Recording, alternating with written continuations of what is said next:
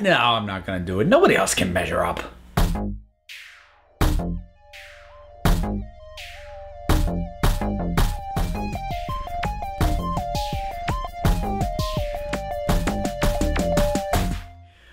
So, Patreon-sponsored review for this one, and because otherwise I wouldn't really have occasion to be talking about a film as old as Star Trek II, The Wrath of Khan. This was actually, I was really delighted to have a reason to go back to this. It's funny, partly because of just in general there being so much stuff out there that I'm either trying to catch up on or new stuff that I want to see, in addition to stuff that, you know, I want to get videos out of, and you know, this full-time job, something resembling a life, etc. I don't have time to revisit a heck of a lot of stuff. Really, it's pretty much just like if I'm introducing somebody else to it. So like recently I've gotten to rewatch stuff because I'm introducing my partner Liz to some stuff that she hasn't seen before.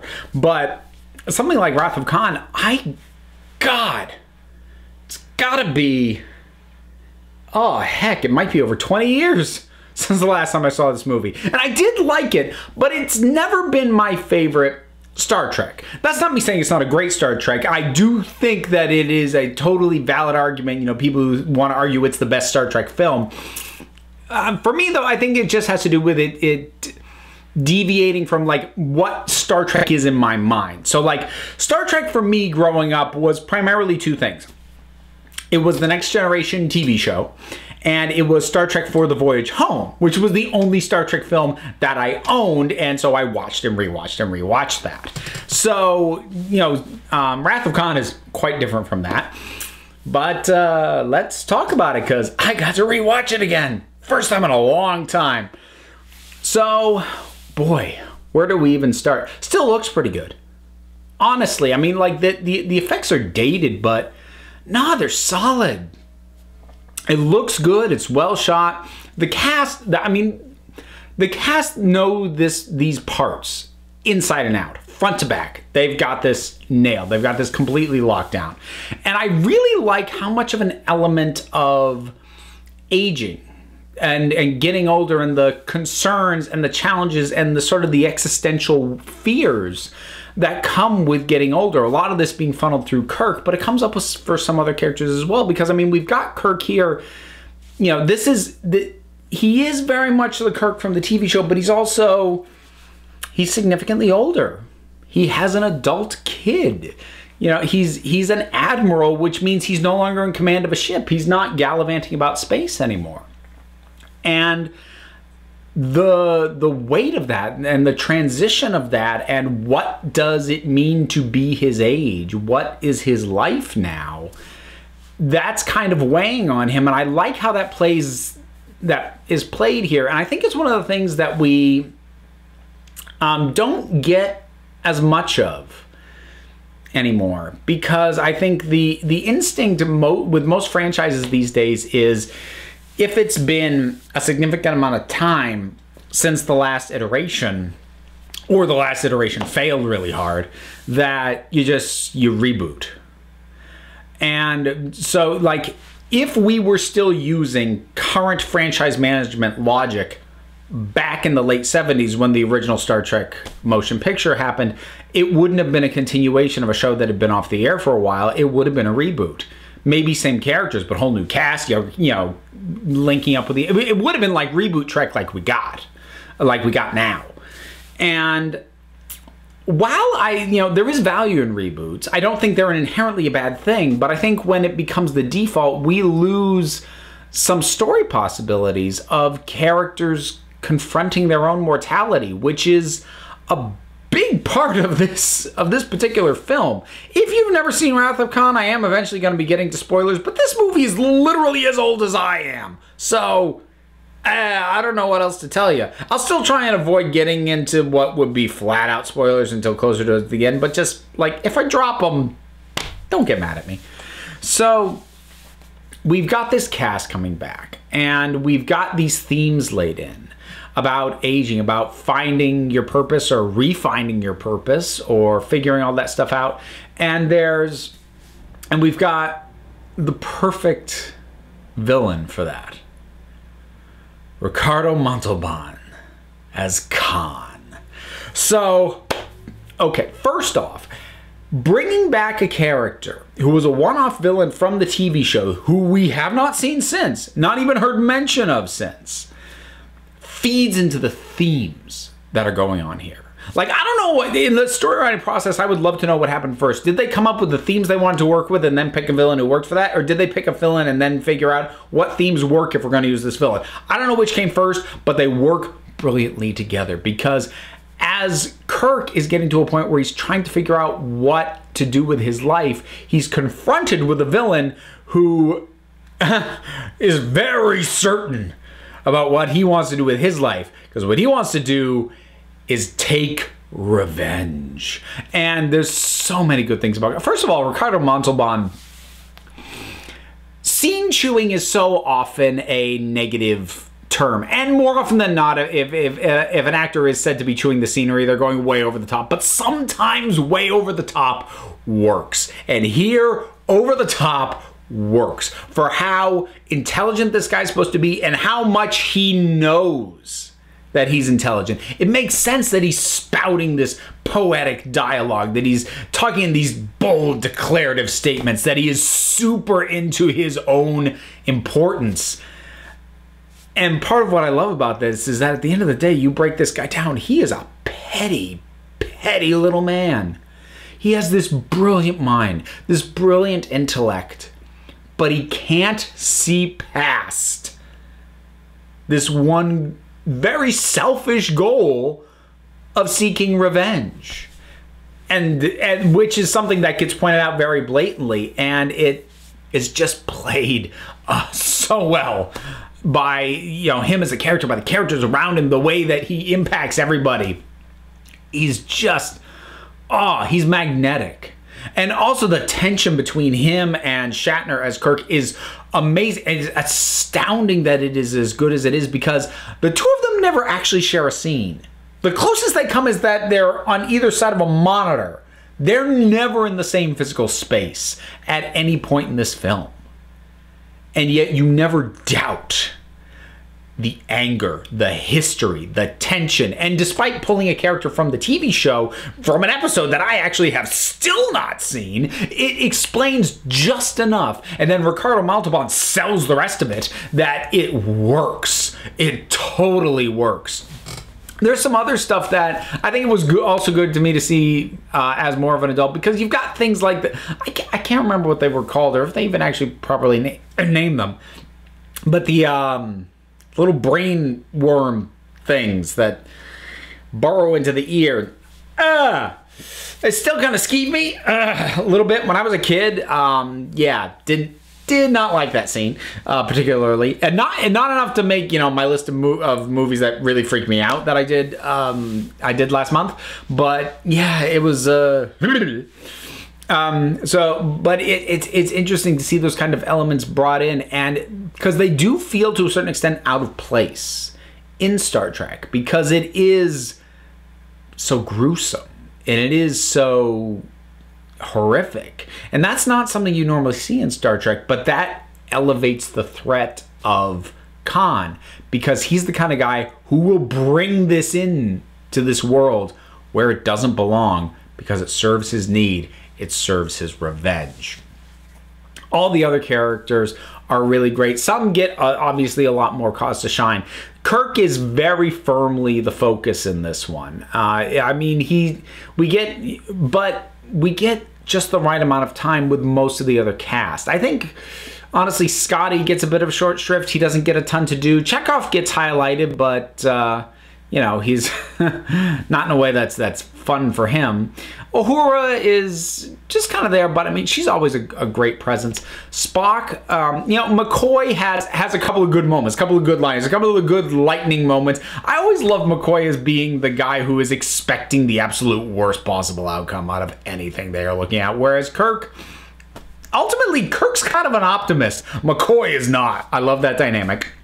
And then with Spock, he is not as embedded in this film as I sort of remembered him being, or as I would have expected given the direction things go at the end. But he's in it just enough for that ending to work, even if this is the first or only Star Trek film you've ever seen.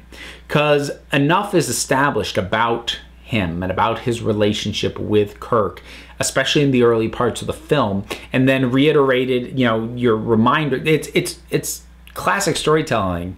You have your setup, your reminder, your payoff. And the setup of the relationship between Spock and Kirk is done in those early scenes, and we get little reminder moments in about the middle, and then we have the payoff at the end. And supporting cast is pretty solid. The kid who's, well, I say kid, God, I don't want to think about how old he is now. But the guy who plays Kirk's son, David, he's fine. I mean, he's just kind of there. But he does kind of evoke the energy that Shatner had, you know, back when it was a TV show. So, I mean, he works. He's believable as that. Carol Marcus is a good character. She has the right sort of level of strength that you kind of have to assume anybody needs to have if they're going to put up with Kirk for even a short period of time, honestly. And then there's Kirstie Alley as Saavik. And interesting thing, it threw me off a little bit. I don't know if it's standard in like in nautical situations, nautical ranking and terminology, because that's where Star Trek takes most of its cues from for like the positions, because, you know, it's Captain, Admiral, it's like it's the Navy. But they kept calling her Kirk kept calling her Mr. Saavik, which I don't know. Odd way that kind of made me smile, but I'm like, is that normal, or is it just Star Trek that does that? It's probably standard in like naval speak, with, you know, a certain position talking to a certain other position. They just use Mr. and whatever the last name is, regardless of gender. But I don't know. Kind of liked it, and she's actually really good in that part. Kirstie Alley has had a bit of a roller coaster life, but when she's good, and she's good in this. She has that same quality that Nimoy has, which is that she sells the removal of emotion, the logic focus of it, but manages to do it without becoming a boring character as a result, which is always the trap with Vulcans. So yeah, she's actually quite good as well. It's not a perfect film. I mean, I don't want to criticize anything for, you know, just because it hasn't aged well. I mean, there's like really crazy early sort of CGI looking stuff going on here, which, you know, is fine. But I think the one thing that sort of struck me as like, oh man, and the thing is, what I'm about to mention is not unique to this film, but it stood out to me a heck of a lot more here than it has before. So the Reliant, which is the ship at the beginning that Chekhov is on, he's the executive officer. So he's second in command. And there's some questions about what's down on this planet. And the captain and the executive officer both go down without additional security detail to check it out. The idea of the captain leaving the ship at all is kind of dumb. The idea of the captain and the XO both going down at the same time, and I understand they were not expecting to find danger, but like that's just that. There's no way that can be like just even allowed when your leader and the guy who takes his place, if something happens to him, both leave together. What? And like I said, this actually happens a lot in Star Trek in general, but you know, there's for some reason it really stood out to me this time, because like, wow, they need to update Starfleet regulations, because I mean it's funny actually. Saavik brings that up later on, like, no captain shall go down into a hostile situation without a security detail. My immediate thought is, screw hostile situation. He shouldn't be leaving the ship at all, and definitely not with his second in command in tow, regardless of the situation. That's stupid. But you know, again, I sort of get where it goes. I do wonder if the captain was necessary. And like if they had just made Chekhov the captain and had it be him and we didn't even have the other guy, I think that could have worked. I mean, maybe that would have been promoting Chekhov too far up the ranks, and then it's like, well, how are we ever going to get him in the, you know, on the same ship as the rest of these folks again, because he's supposed to have his own command from here. I don't know, but like just restricting it to this film narratively, I'm not sure we needed the other captain, and it does create that weird moment, which again, something goes on in all of Star Trek, but it just really stood out to me more here. If I were to have one more complaint, it's a little bit more nitpicky. And I'm gonna start talking about the end of the film, which is you know, more spoilerish potentially if you haven't seen it before. So I feel like we're missing literally one shot with Khan dying. So Khan's ship has basically been wrecked. He has set the Genesis device to detonate. He knows that the blast will reach far enough to engulf the Enterprise and that the Enterprise is too damaged to get out of the range of this blast. That's the situation that he's in, and you know, he has his line, "From hell's heart I stab at thee," taken from Moby Dick. And you know, he kind of starts to fade. And it's not necessarily that I need to see him die, but the shot that I want to be in there, because you know, because of what Spock does, ultimately sacrificing his life to do the work to get the warp engine going again so that the ship can safely get away at the distance it needs to get. You know, obviously Khan's ship hasn't blown up by the time the Enterprise goes. There's like, I don't know, couple seconds. I just wanted one shot of, from Khan's view, Khan see his monitor, the Enterprise goes into warp, cut back to his face, and just watch it fall. And then it blows up. To me, there's something about, because that shot isn't there, it almost kind of gives him a victory, at least as far as he's concerned, because it seems to imply that he dies before they get out, which means he dies thinking he won. And I kind of would rather he got taken down that one more peg, because he's such a self-important prick that I think he kind of deserved it. I don't think he deserved to die believing that he had a victory. But again, that's minor. And so like basically my only two complaints are minor or something that is an intrinsic problem with this franchise. So yeah, this is really good. One of these days I am gonna rank the Star Trek films.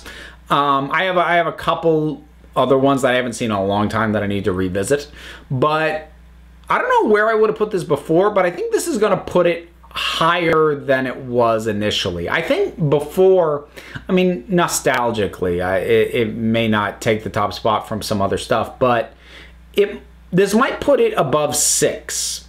Because like for me in a long time, I always kind of preferred Undiscovered Country to this one. And that honestly might just be because I saw Undiscovered Country in the theater. And so, you know, I have more of an attachment to that. Then again, I saw the 5th Star Trek in the theater too, but I don't have any nostalgia for that. So I don't know. But this is really good. I get why so many Trek fans say that this is their favorite Trek film. I get it. I'm not sure it's mine, but dang, it's good. And it is tense, and it, without like a ton of like real action scenes, it feels intense and it feels, you know, that clash. You don't need wall-to-wall action to still get that. This film proves it. So, Star Trek II, Wrath of Khan, what do you think about it? Whatever your thoughts are, drop something down in the comments. Let's talk about it. Whole bunch of stuff you can do because there's a whole bunch of buttons and links down there, including a link to my Patreon if you are feeling so generous and want to help things out. But you know what? If you don't worry about it. There's other links to check out. You don't have to look at any of them if you don't want, because at the end of the day, you are the council. I just run the meetings. And until next time, this council is adjourned.